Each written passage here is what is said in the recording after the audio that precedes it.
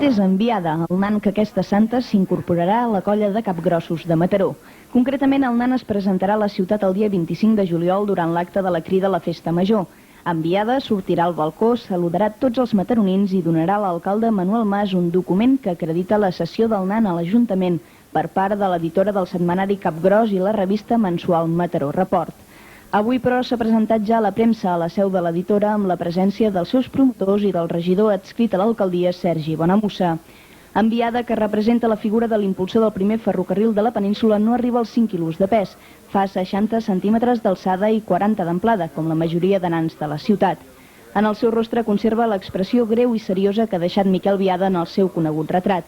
El tret més característic del nan és el tren que llueix al cap i que reprodueix el perfil de la màquina, la carbonera i els 3 vagons del popular ferrocarril de Mataró amb els seus colors originals.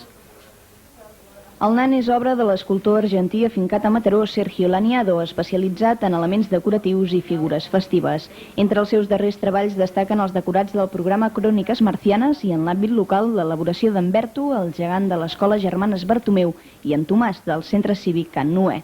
Laniado ha comptat amb la col·laboració de l'artista Norma Ponce. Els gegants i capgrossos de Mataró es regeixen per unes bases, uns criteris i un protocol de 20 pàgines aprovat per l'Ajuntament el 1984 i que els dona l'estatus de representació institucional de la ciutat i el tracte de patrimoni artístic, cultural i històric. Durant les Santes, la figura del promotor del primer ferrocarril de la península entrarà ja a formar part de la família de nans de Mataró.